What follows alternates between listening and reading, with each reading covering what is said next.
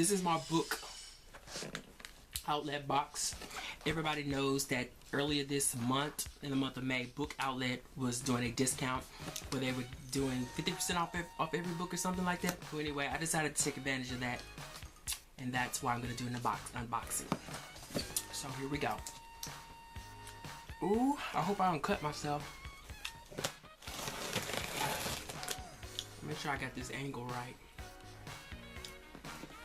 Child, the mailman almost drove off with my box still in his carrier. He had to stop his car in the driveway and come back and knock on the door and put this on the ground. It came like 2 days early, so I was happy about that. Here go the packing information. Don't nobody need that. All the papers.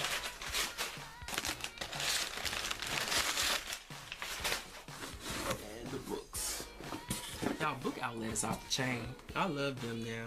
I'm so bad that I was talking so much mess about them at one point.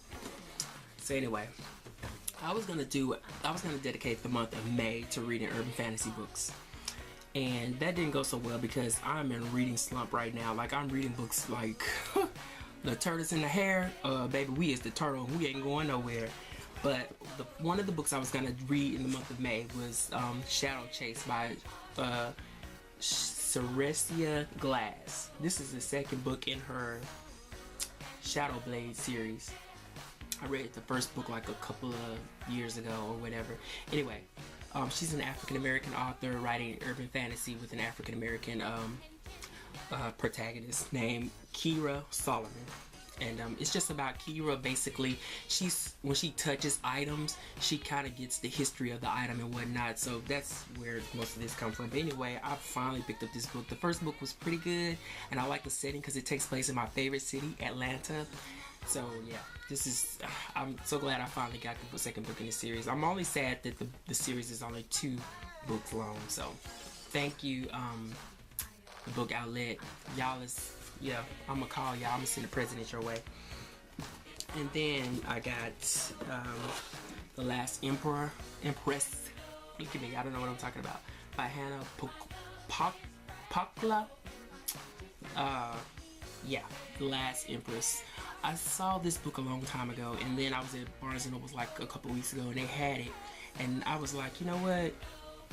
They had it for $20. I was like, I'm gonna check the Book Outlet, and sure enough, I got this book for less than $7. So yeah, I'm so excited about reading this. Like, my first instinct right now is to throw this box down and just start flipping through this book.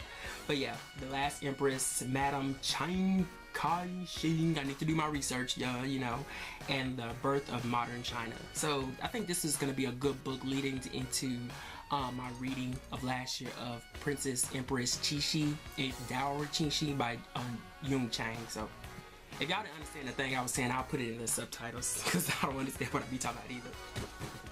And then next is P.D. James's Cover Her Face. Also, I saw this at Barnes & Noble's.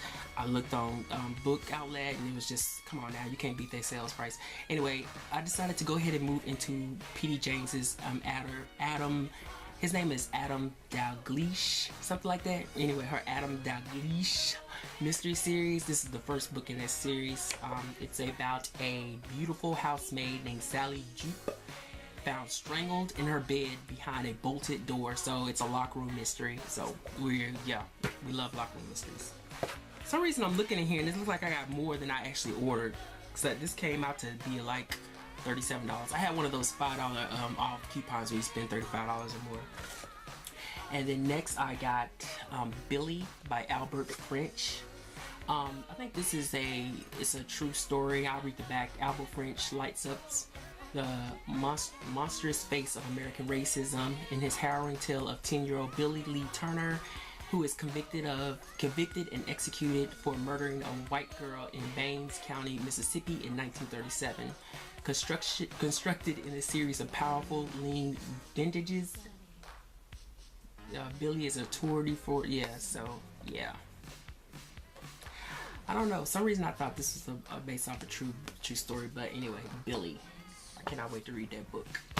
It better not make me mad either. And then next I got The Book of Night Women by Marlon James. This is another book that I really wanted to read. Everybody knows I like Phaedra Parks. Everybody knows that I love stories about different, voodoo or, just some general interest in that topic, and specifically through the eyes of women who can kind of grasp power, whether it's fictional or real. This is basically it. One of those books. The Book of Night Women is the story of Lilith, born into slavery on a Jamaican sugar plantation at the end of the 18th century.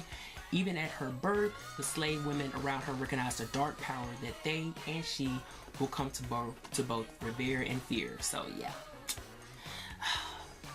this was on my Amazon wish list for like forever, and then like Book Outlet just was like, you know what, you need to come buy from us. I was like, okay, I heard you. Then next is Nnedi Okorafor.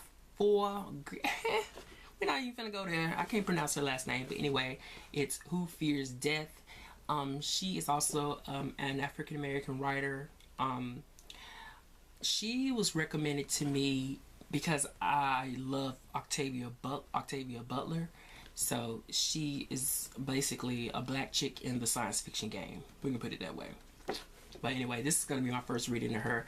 This wasn't the book in particular that I wanted to read by her, but the Book Outlet had it on their listing, and I was like, well, that's good enough of a start. And then the last book is another Doris Mortman book, True Colors. She's not that 80s. She's 90s on the back of this one. But, I mentioned Doris Mortman in another book, and a book that I couldn't read by her. What was it? The Wild Rose. But anyway, Book Outlet had one copy of this book, and I was like, you know what? I better get it. So here we are with True Colors, and I cannot wait to read this. I think I'm going to be able to read this one because their names are going to be in, like, plain old English. Like, we're American, I guess. But anyway, Book Outlet. Thank